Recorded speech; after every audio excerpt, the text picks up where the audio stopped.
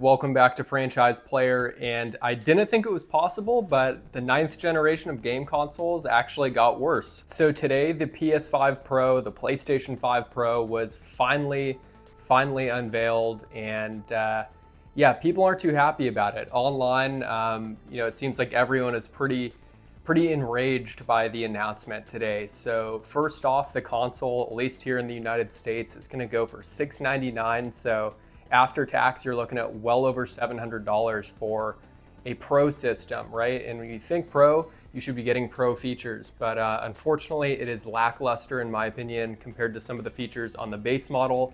And yeah, I think Sony's getting a little overconfident this generation from the success that they've had over the past decade. And we're going to dive right into why I think the PS5 Pro is useless, at least as of now. And a lot of people were not too happy with the announcement and official reveal of the PS5 Pro. I know a lot of folks felt like that it wasn't really even necessary at this point in the life cycle.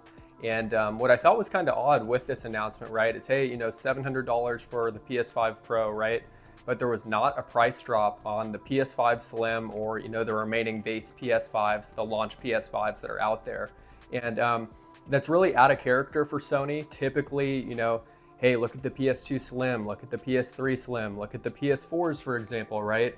There was always a price drop, a few years or kind of at that halfway point into the system's life cycle, and we've yet to see a price drop on the PS5. We didn't see it with the Slim, which was ridiculous, and we are now not seeing it with the Pro. I mean, I know the PS4 Pro was a bit pricier than the PS4, right? The base model and the Slim, but it made a little bit more sense. And at that point, those systems had already had price drops. So I don't really know what PlayStation is doing right now. It seems like they're getting, a touch greedy and aren't really living in reality. And I think they're getting a little too confident with the success that they've had, like I said, over the past 10 years. And it's sad to see because I'm a diehard PlayStation fan. I've been playing PlayStation consoles and games, handhelds, my entire life. And it's kind of weird to see them take a step back to some similar mistakes in regards to pricing that they did during the PS3 era. And I know inflation's a thing where, obviously when the PS3 came out, that price was definitely a hell of a lot scarier than the one we're seeing today. But I still think this is unacceptable, especially in the economic climate that a lot of people are living in today. Let's get into some of these complaints. So this PS5 Pro, you would think with it being a Pro system, that it would have all of the features of the base PS5 and then some, upgraded specs, right? So yeah, it does have upgraded specs, right? You're gonna have more RAM, but you're also going to be missing a disk drive. You would think a Pro console, a Pro version of a system would have a disk drive. And I know a lot of people are probably gonna be like, hey, most folks are going towards digital these days. Yeah, I know that. I'm kind of in a niche area, right, where I love having physical games. And, if you watch this channel, you probably like collecting physical games too. But it would have been nice for PlayStation to actually give you the disk drive in this Pro model off the bat instead of having to buy a separate attachment. So I don't really think that's fair, especially with the price tag. Don't get me wrong, I think this system will probably still do okay. I don't know how it'll do right off the bat though. I did a poll on the channel on my community tab, and as you can see on the votes, it doesn't look like too many people are going to be interested in the PS5 or buying one. I know that's a really small pool, of answers on that survey, but yeah, I don't know. Let me know what you think if you'd buy a PS5 Pro. Personally, I'm not going to be buying one. I'm fine with my launch system, and the launch system has everything I need right now. But the PS5 Pro is going to be a console. It's going to be a system for people that want the best of the best. Maybe money's not an object to them. Maybe they're not too worried about spending the extra $700. But in the era that we're living in, the current year, 2024.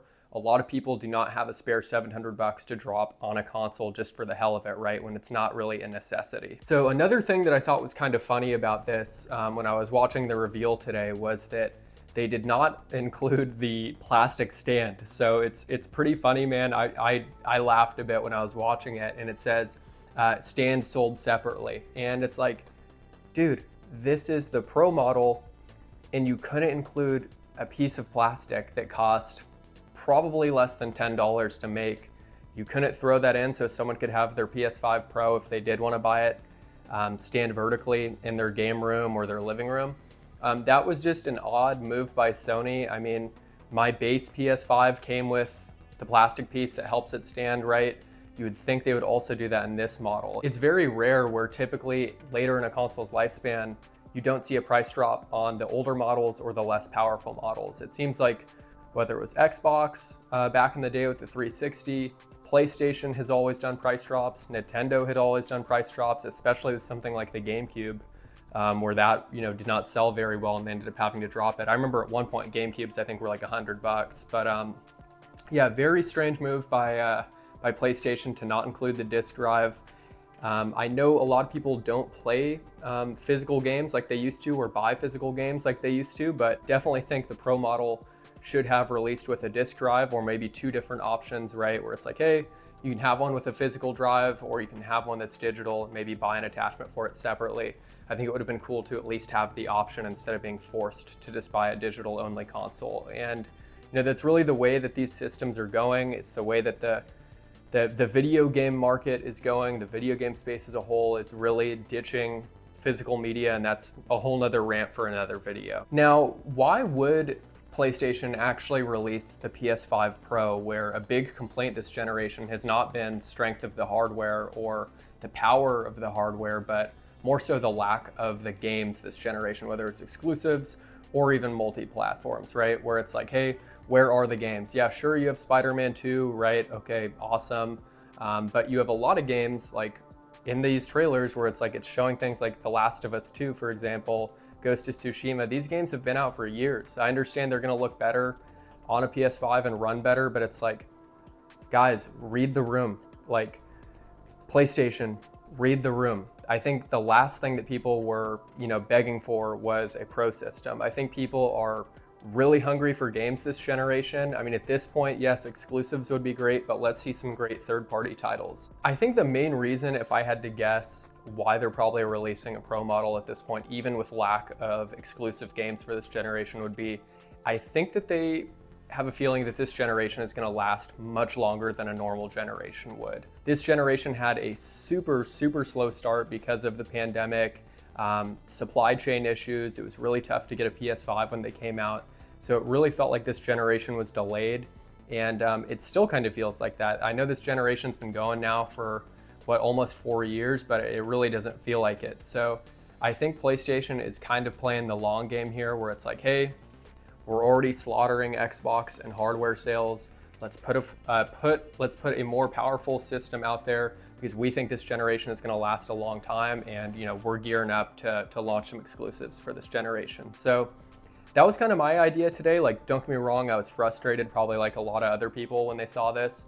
But on the other end of the spectrum, I was like, hey, maybe PlayStation has some cards up their sleeves, some really good games that they're working on that might actually take advantage of these more powerful systems. And it, of course, will work on the base systems. So I'm trying to look at this with a positive lens as well and saying, hey, PlayStation, hopefully they're cooking up some good games, maybe some new IPs, some new exclusives, and things that will really take advantage of this generation of hardware. So trying to be a glass half full, even though I just ranted and complained there for a bit. But yeah, in this economy, dude, I don't think many people are going to be jumping out of their seats, going to be jumping off their couch to go and buy one of these Pro models.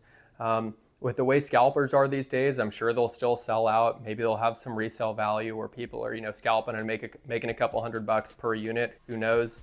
Let's hope that's not the case like it was when PS5s came out. But yeah, with inflation, the cost of living really just eating a lot of people alive, the average Joe is, not looking at a PS5 Pro. That is, quite frankly, the last thing they're worried about is getting a Pro model of a system. So I think this is going to be a very niche consumer that buys a PS5 Pro. I'm curious to see how they do, and I'm curious to see if it lives up to the hype. Like I said, I was not very impressed with what I saw today. I'm definitely not going to be buying a PS5 Pro. I'm not a huge fan of this generation in general right now. Haven't really been too happy with my PS5. It's basically been just a glorified PS4 Pro. And I will say the load times are awesome, and I'm sure that'll be the case on the PS5 Pro as well. But yeah, let me know what you think of the PS5 Pro. I'm definitely not going to be buying one. I really have no need. I'm still fine with my current PS5 that basically displays PS4 games. So fingers crossed we get some new exclusives.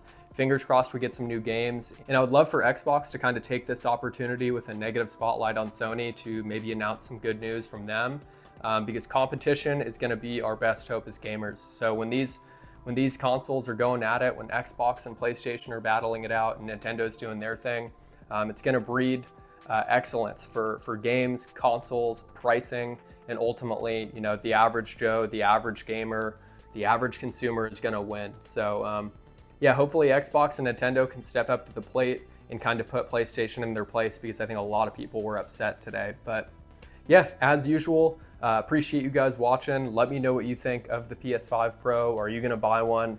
Are you fine with your current one? Do you have a Slim? You know, let me know. I'm super curious. But yeah, as usual, appreciate you guys for watching, and we'll catch you soon with another video.